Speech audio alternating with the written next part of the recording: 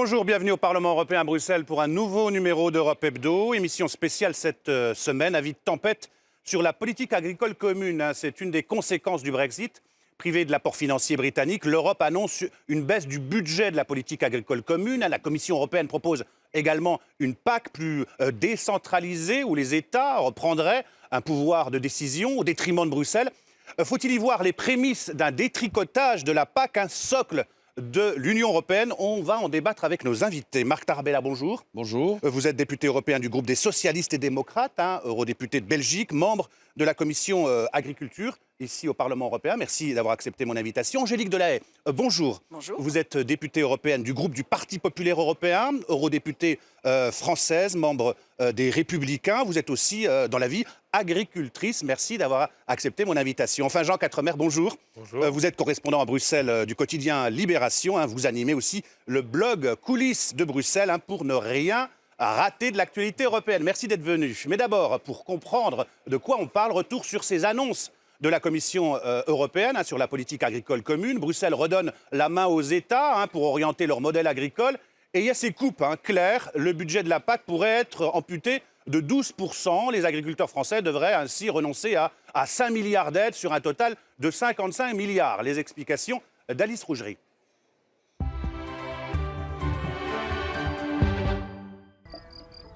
Moins d'argent pour l'agriculture en Europe, une première au sein de l'Union. Le budget de la politique agricole commune va diminuer. 365 milliards d'euros pour la période 2021-2027 contre 408 milliards précédemment. Le Parlement européen parle d'une baisse concrète de 15%. La PAC perd sa place de premier budget de l'Union. Deux explications à cette coupe budgétaire. Le Brexit d'abord. Sans le Royaume-Uni, c'est 10 milliards d'euros annuels d'aide en moins. Et puis l'Europe a aussi d'autres priorités aujourd'hui. Défense, sécurité, immigration. Il faut rééquilibrer les budgets ou bien donner plus d'argent. Il y a plusieurs façons d'éviter ces coupes. La première, c'est que les États membres mettent plus d'argent dans le budget de l'Union. Ils pourront discuter de cela dans les 2 prochaines années pour définir leur politique. Et s'ils ont l'impression que l'agriculture est une priorité importante, comme ils le laissent entendre en ce moment, je serai ravi de voir plus d'argent affluer et on pourra alors revenir sur certaines coupes. Sauf qu'en attendant, il faut bien trouver une solution. Réunion informelle des ministres de l'Agriculture de l'Union européenne cette semaine. Ils n'acceptent pas cette baisse. La France et l'Espagne ont même présenté un mémorandum exigeant un budget pour la PAC au moins équivalent à celui d'aujourd'hui. Nous ne baisserons pas les bras et nous avons besoin de cette PAC, non pas pour que ce soit un complément de rémunération, mais parce que notre agriculture française en particulier a besoin de se transformer en profondeur. Et il n'y a pas que la baisse du budget qui coince. Deuxième point de litige, la renationalisation de la PAC. Le projet prévoit en effet plus de souplesse pour la distribution des aides. En clair, ce n'est plus Bruxelles qui impose, mais chaque État qui décide et adapte. Danger selon certains qui mettent en garde, la politique agricole commune doit rester commune. Une renationalisation ferait qu'on pourrait avoir la mise en œuvre des objectifs européens à géométrie variable. C'est-à-dire que dans un pays, ce serait le cas de la France, on serait très strict sur, par exemple, l'utilisation de produits phytosanitaires, prenons par exemple le glyphosate comme exemple. Dans d'autres pays, on laisserait couler. C'est-à-dire qu'on n'aurait pas les mêmes contraintes et au final, on aurait une distorsion de concurrence avec nos paysans à nous qui seraient pénalisés par des contraintes qui seraient plus fortes qu'ailleurs. Pas de distorsion de concurrence ni de renationalisation, rassure la Commission. Il s'agit plutôt de répartir plus équitablement les aides en privilégiant petites et moyennes exploitations agricoles. Les négociations commencent le 18 juin. La réforme doit être approuvée avant les élections européennes de mai 2019.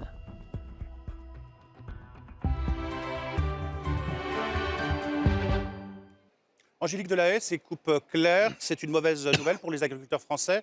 Certains de vos confrères au groupe PPE parlent de hold-up organisé par la Commission. C'est une évidence.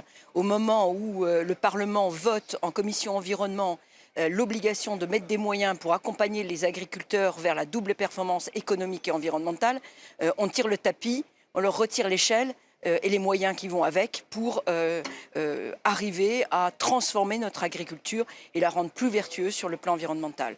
Donc c'est juste un mauvais coup. Un mauvais coup, c'est quoi concrètement les conséquences pour l'agriculteur français? C'est une baisse de la contribution qui lui est apportée. Et puis en France, il y a quand même la double peine, parce que la France va économiser le chèque britannique. Elle va économiser 1,6 milliard d'euros par an. Pourquoi ne le remet-elle pas sur le budget de la PAC? Je pense que l'effort n'est pas très important puisque c'est déjà une dépense qui est dans le budget de la France. Marc Tarabella, il y a ces restrictions budgétaires, il y a aussi cette renationalisation de la PAC, l'un des piliers de la construction européenne. On redonne la main aux États pour orienter leur modèle agricole. C'est quoi? C'est un renoncement? Très clairement, je pense que l'Europe n'a plus l'agriculture comme étant une priorité depuis très longtemps, malgré que le budget reste important, même s'il diminue, c'est que ce sera quand même 30% du budget européen. C'est pas rien. Mais quand on voit que l'agriculture est souvent la variable d'ajustement des autres politiques lorsqu'il s'agit de faire des accords de libre-échange, lorsque l'on voit que l'on abandonne tous les mécanismes de régulation qui précipitent les prix à la baisse et qui donc rendent moins, je dirais, moins prospères les agriculteurs, et qu'en même temps, on fait la concurrence, notamment quand on surproduit du lait, par exemple. Le prix diminue et on fait la concurrence avec notre lait en poudre dont on n'a rien à faire en Afrique, mais on l'exporte en Afrique. Et ce sont les entreprises agroalimentaires qui en bénéficient au détriment des agriculteurs africains. On n'est pas logique, on n'est pas cohérent. Et donc moi, je pense qu'au-delà de la restriction budgétaire, l'agriculture et l'alimentation devraient être une priorité européenne. Elle ne l'est plus aujourd'hui, il faut le constater et le regretter. En Quatremer, est-ce que la politique agricole commune, la PAC, elle a perdu son C? Elle est plus commune? Ouais, il y a deux choses dans ce qu'on vient de développer. D'abord, quand vous dites en présentant le sujet que c'est une conséquence du Brexit, c'est pas vrai. Oui, le Brexit fait qu'on perd un État membre et on perd entre 10 et 12 milliards de contributions nettes. C'est la différence entre ce que paye la Grande-Bretagne et ce qu'elle reçoit chaque année au budget communautaire. Mais c'est un choix idéologique. Le choix idéologique qui a été fait par la Commission, c'est quoi? C'est de ne pas augmenter le budget communautaire. Parce que je vous rappelle qu'en septembre dernier, Jean-Claude Juncker lui-même disait qu'il fallait passer le budget communautaire à 1,20 du PIB communautaire. 1,20 contre à peu près 1% aujourd'hui. Emmanuel Macron était sur cette ligne-là. Les Allemands, dans l'accord de grande coalition, étaient sur cette ligne-là. Et finalement, la Commission a décidé de s'aligner sur les moins-disants européens que sont les Néerlandais, les Danois, les Finlandais, les Suédois, etc.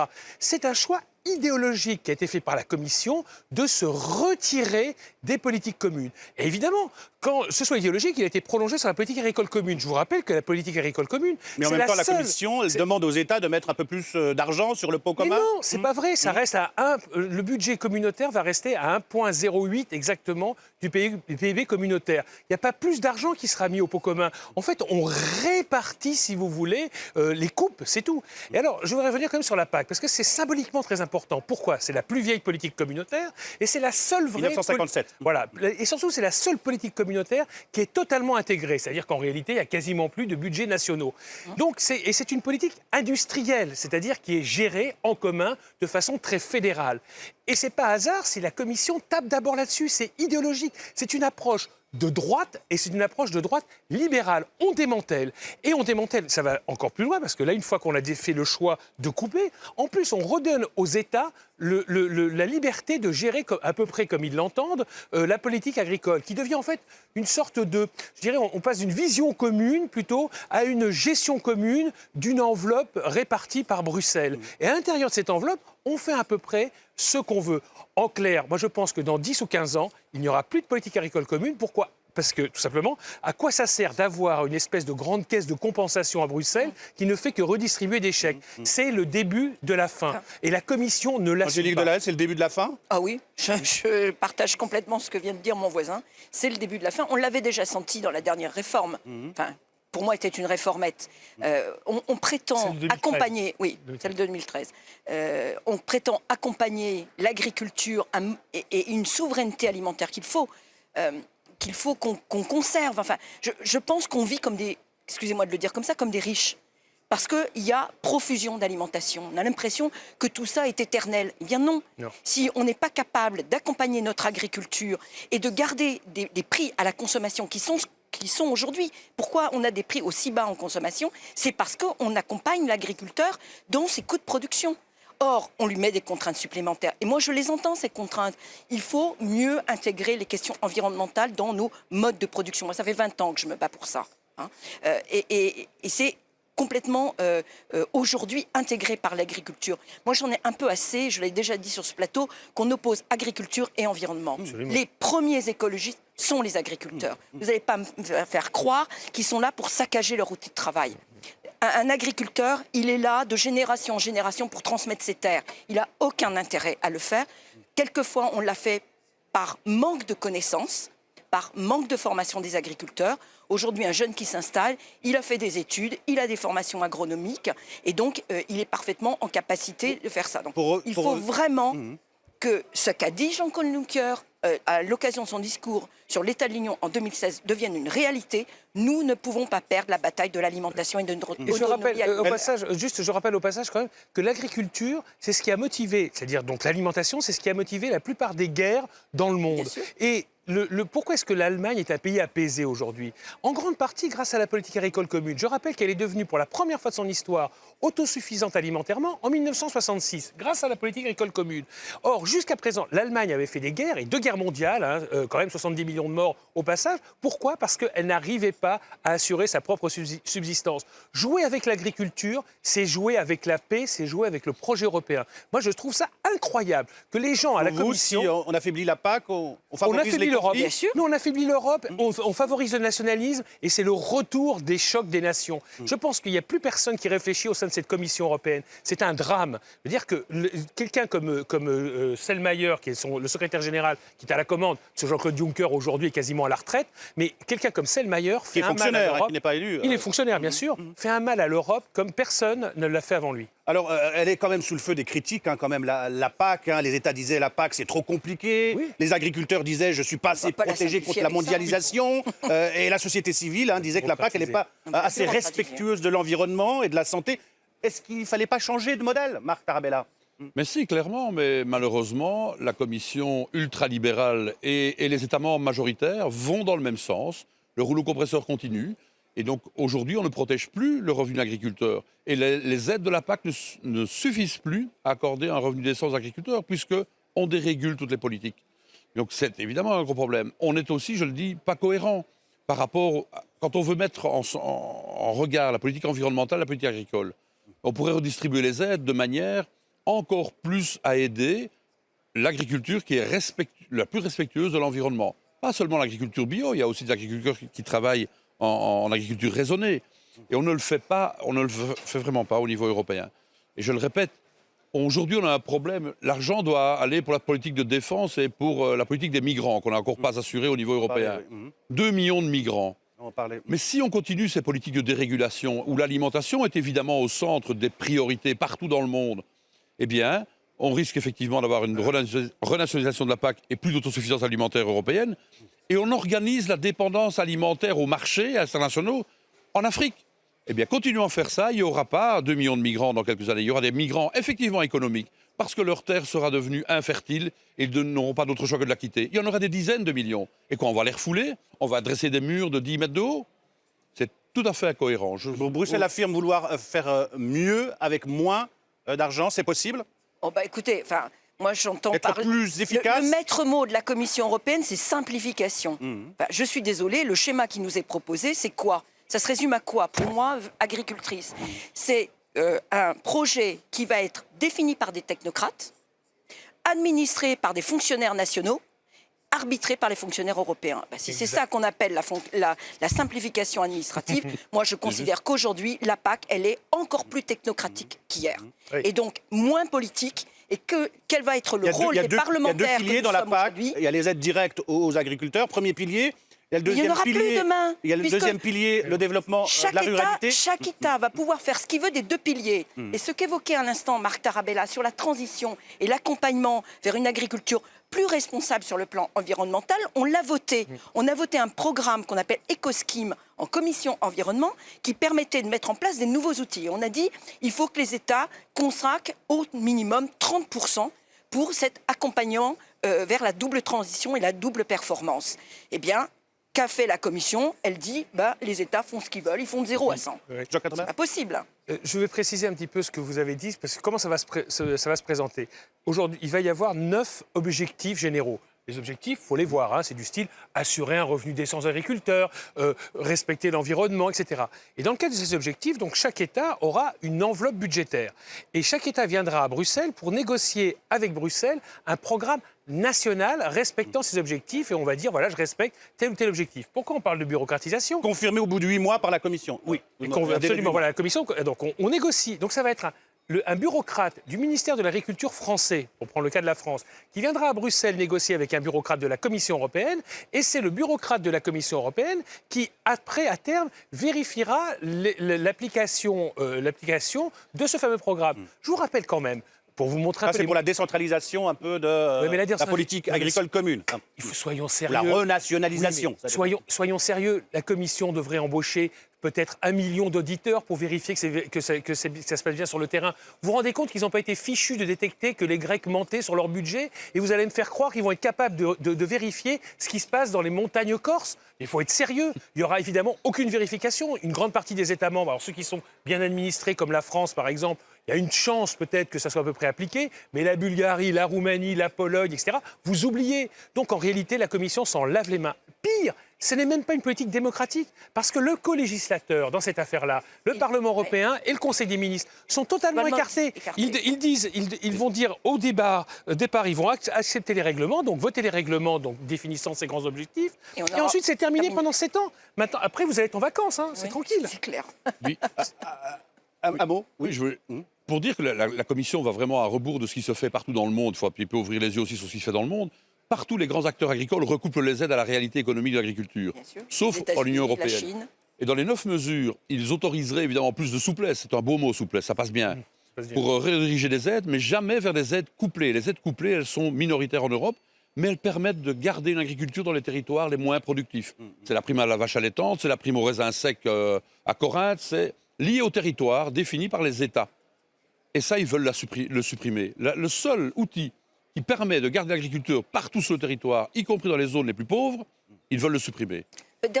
Dernier élément, regardons les effectifs dans les différentes directions de la Commission européenne. L'effectif à la direction de l'agriculture a fondu. Et demain, ça sera la direction environnement, c'est la direction budget qui viendra dicter à la direction agriculture ce que devront être les mesures pour l'agriculture. Je crois que les agriculteurs européens ont la vraiment... Commission européenne est à la botte de Business Europe. Alors les ministres de l'Agriculture de l'Union européenne se sont donné rendez-vous mardi à Sofia. Ils se sont montrés très prudents sur les propositions de la réforme de la PAC dévoilée par la Commission. Il y a même des lignes rouges. On écoute quelques ministres de l'Agriculture, à commencer par le ministre irlandais, très inquiet.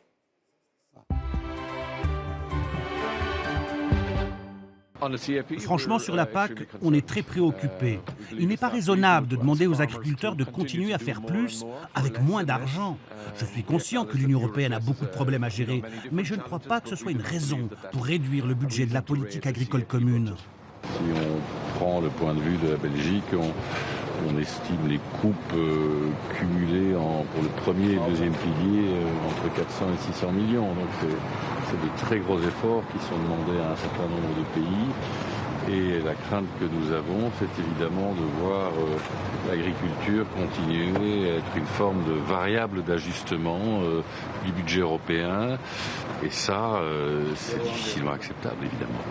Aujourd'hui, nous sommes bien dans l'idée il faut transformer la PAC, il faut la simplifier, il faut la rendre plus lisible pour nos agriculteurs, pour l'ensemble de nos concitoyens. Mais nous avons aujourd'hui cette obligation que la PAC soit un véritable filet de sécurité pour nos agriculteurs. Et donc, nous refusons des cofinancements sur le premier pilier. Les choses sont claires chez nous. C'est une ligne rouge pour la France. Voilà, on a entendu Stéphane Travert à la ligne rouge, le cofinancement, c'est-à-dire que les États mettent la main à la poche pour la PAC. C'est ça qui fait peur, la contribution nationale nécessaire pour compenser les pertes? C'est pas ça qui devrait faire peur. Ce qui devrait faire peur, c'est la baisse du budget. Le cofinancement aura pour conséquence d'augmenter la distorsion de traitement des agriculteurs entre eux au plan européen. Comment peut-on accepter sur un marché unique de telles distorsions. On les dénonce déjà sur les aspects sociaux, sur les aspects environnementaux, puisque tous les agriculteurs européens ne sont pas soumis aux mêmes règles dans ces deux domaines d'activité. Et bien là, on va l'accroître. On va l'accroître de par même la politique qui est censée les gérer. Oui, mais il faut expliquer pourquoi. Parce qu'en fait, pour cofinancer, ça veut dire qu'il faut avoir des moyens budgétaires. C'est le seul moyen. C'est pour ça qu'une partie, par exemple, des fonds structurels ne sont pas utilisés parce que les États les plus pauvres n'ont pas les moyens de cofinancer. Donc, vous donnez une prime aux États déjà les plus riches. Et vous, en revanche, vous nuisez aux États les plus pauvres comme le Portugal, éventuellement l'Espagne, la Grèce et tous les pays de l'Est. C'est ça le cofinancement. Il faut bien voir ce que ça veut dire. Et vous savez que l'Allemagne, depuis 1999 et depuis Schröder, se bat pour le cofinancement. Eux, ils sont tout à fait pour, parce qu'ils ont tellement d'argent, ils sont en surplus budgétaire, qu'il n'y a aucun problème. Ils peuvent financer tout seuls l'agriculture. La plupart des autres pays, ça n'est pas le cas. Donc on a vu, ces ministres de l'Agriculture, il y a quand même une ligue contre les propositions de la Commission. Vous pensez que ça peut passer? Vous me disiez les États étaient plutôt d'accord, ils sont plutôt pas d'accord là. J'espère que le Conseil européen, donc l'ensemble des ministres d'Agriculture, donc l'ensemble des gouvernements européens, vont réagir. D'habitude, c'est une machine à faire du surplace, le Conseil, aujourd'hui. Quand l'Europe ne sait plus décider, n'a plus de stratégie. Vous pensez que ça va être voté, ce budget-là, avant les élections européennes? Non, et la réforme, pour moi, ne doit pas l'être non plus, parce que ça ne sert à rien de précipiter une réforme. Et donc, je crois qu'il faut bien la réfléchir et faire de la résistance par rapport à une commission qui a manqué d'ambition. Jean Quatremer l'a rappelé par rapport au budget, notamment. Et les États membres doivent revenir aussi à une ligne plus ambitieuse pour toute une série de politiques. Le Brexit doit être une opportunité de se recentrer sur des politiques que l'on définit beaucoup mieux ensemble. Et aujourd'hui, on est en train de redistribuer vers les États membres la responsabilité de faire chacun chez soi ce qu'il veut. Et donc, on détricote la PAC notamment, mais c'est vrai aussi dans d'autres politiques qui ne sont pas intégrées, où on n'a pas de stratégie européenne. On détricote la PAC, mais est-ce qu'il ne faut pas réserver une part plus importante du budget de l'Union européenne à d'autres priorités comme la défense, la crise migratoire, la sécurité intérieure, extérieure, les nouvelles technologies? Je le répète une nouvelle fois, la politique agricole commune consomme une part importante du budget parce que c'est la seule politique intégrée. Si demain, on mutualisait l'ensemble des budgets de la défense... 39% du budget. Voilà, si demain, on mutualisait l'ensemble des budgets de la défense européen, ça serait 95% du budget. C'est simple. Voilà, il faut comprendre les choses. Donc il faut arrêter avec ce truc populiste qui est de dire « Ah, regardez, il y a 30% de l'argent européen qui va à l'agriculture. » Oui, mais parce qu'il n'y en a quasiment plus dans les budgets nationaux. On a mutualisé, on a fédéralisé les budgets nationaux. Je voudrais juste rebondir sur ce que vous venez de... la question que vous avez posée sur « on va aboutir d'ici juin 2019 ». Ça montre aussi dans le monde irréel dans lequel vit la Commission européenne, qui souhaite effectivement qu'on aboutisse au mois de mai. C'est-à-dire en moins d'un an. D'abord, ça ne s'est jamais produit, une négociation budgétaire de cette importance-là qui se clôture au bout d'un an. Mais surtout... Pour un budget à 2021-2027. Voilà, 2021, on a pris 13 mois. Et vous imaginez que tout le monde va perdre. Donc, demain, vous allez, par exemple en France, si on n'arrive pas à augmenter le budget, donc En Marche va faire une campagne avec un budget agricole en diminution. Mais les populistes, l'extrême droite, les fascistes vont être ravis. Ça va donner des arguments, évidemment, à l'opposition. Ça sera pareil dans tous les pays. Personne n'a intérêt à conclure avant, évidemment. C'est-à-dire que la Commission puisse penser qu'on puisse liquider une discussion de cette envergure-là et surtout acter le démantèlement de la politique agricole commune dans l'espace de 10 mois. Mais ils vivent dans un monde... Je veux dire, ils sont à Disneyland, la Commission. Angélique Delahaye, ce coup de rabot, ça va encore, comme dit Jean Quatremer, ça va favoriser les populismes. D'autant que les extrêmes, c'est plutôt dans le monde rural qu'on les trouve. Donc là, on leur fait un boulevard. Franchement, moi qui suis restée agricultrice, que je suis la moitié du temps quand je ne suis pas là sur mon exploitation, je vois les réactions sur le terrain de mes voisins exploitants. C'est quoi non mais qu'est-ce que c'est que cette Europe ? Elle est là pourquoi ? Nos parents ont construit la politique agricole commune. Si aujourd'hui l'agriculture française est ce qu'elle est, c'est bien grâce à l'Europe. Donc, est-ce que l'Europe veut nous tuer ? Si c'est ça, on n'a aucune raison d'aller voter pour les partis qui nous proposent la construction et la poursuite de la construction européenne, telle que le Parti des Républicains. Allez, on passe à notre rubrique de fact-checking. Stéphane Travert, ministre de l'Agriculture, encore lui, affirme qu'il n'existe aucune étude prouvant la baisse du nombre d'abeilles. A-t-il raison ? C'est Checkpoint, préparé aujourd'hui par Adeline Louvigny. nos populations d'abeilles domestiques sont-elles en train de décliner? Depuis plusieurs années, apiculteurs et amoureux de la nature tirent la sonnette d'alarme. Nos abeilles vont mal. Cette année, c'est même l'hécatombe en Bretagne. Plus de la moitié des abeilles domestiques n'ont pas passé l'hiver. Pourtant, quand on demande au ministre français de l'Agriculture ce qu'il compte mettre en place pour aider les apiculteurs, il nous répond. Les dispositifs de surveillance dont disposent les pouvoirs publics aujourd'hui ne permettent pas à cette heure de corroborer une généralisation de cette dégradation. Donc, selon les chiffres officiels, les populations d'abeilles domestiques ne seraient pas en déclin dans l'Hexagone? Pour vérifier ça, regardons l'évolution du nombre de ruches françaises. On observe une forte chute début des années 2010, depuis leur nombre se stabilise. Ces chiffres ne permettent toutefois pas de connaître l'état de santé des abeilles. Pourquoi? Parce qu'un apiculteur est avant tout un éleveur. Quand il subit des pertes, il remplace ses colonies. Il faut donc s'intéresser aux pertes de colonies, et là, la réalité est un peu plus difficile à cerner. Le problème est qu'il n'existe pas de système de surveillance de la mortalité des abeilles au niveau national. Mais l'on peut quand même avoir une idée de la situation grâce à plusieurs études scientifiques financées par les pouvoirs publics, français et européens. Toutes montrent un taux de mortalité trop élevé. Les apiculteurs le reconnaissent, ils peuvent accepter de perdre 10% de leur colonie, mais c'est un maximum. Or, depuis 2006, ce seuil est systématiquement dépassé, de manière plus ou moins importante. Les abeilles françaises ne sont pas au top de leur forme. Cette situation inquiétante ne concerne pas que la France. La Belgique, la Suisse ou encore l'Espagne ont dépassé les 20% de mortalité l'hiver dernier. En Allemagne, ce chiffre a même atteint les 30%. Alors quand Stéphane Travert déclare que les dispositifs de surveillance des pouvoirs publics ne permettent pas de montrer un déclin des populations d'abeilles, c'est contestable. Voilà pour le checkpoint. Vous le constatez, Angélique Delahaye, ce déclin des abeilles? C'est quelque chose qui est très variable d'une région à l'autre. Je pense qu'il faut mettre ça en lien les insectes, avec...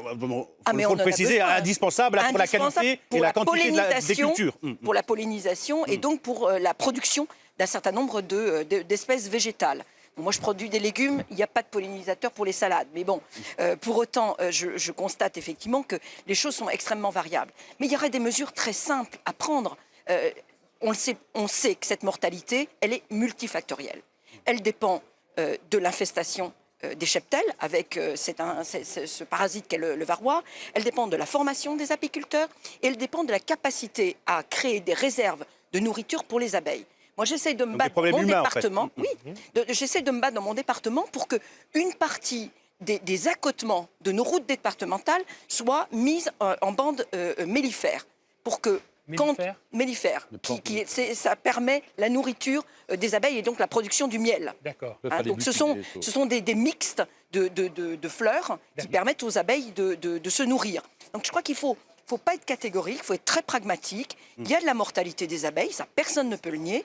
Elle est variable d'une région à l'autre, d'une année à l'autre, d'une période de l'année à l'autre. Moi, en ce moment, chez moi, il y avait plein de colzas. Les colzas ne sont plus en fleurs. Donc les abeilles, elles ont beaucoup moins à manger qu'avant. On arrive à la fin de cette émission. Le mot de la fin sur cet avis de tempête dans la politique agricole commune.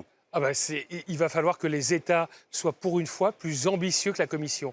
Jusqu'à présent, la Commission a toujours été beaucoup plus ambitieuse que les États. C'est un vrai recul de la seule institution, je voudrais dire communautaire, quasi fédérale de l'Union européenne, qui ne joue plus son rôle. Ça va être aux États, et notamment à la France et à l'Allemagne, de montrer la voie et de réagir face à cet abandon de l'esprit communautaire. Très rapidement. J'espère que le Parlement jouera son rôle aussi en ayant une majorité très forte pour résister face à ce détricotage annoncé de la PAC. Voilà, c'est la fin d'Europe Hebdo. Merci à vous de nous avoir suivis. Merci à vous trois d'être venus débattre. La semaine prochaine, vous retrouvez Nora Hamadi. D'ici là, bonne suite des programmes sur les chaînes parlementaires et la RTBF. Bye bye.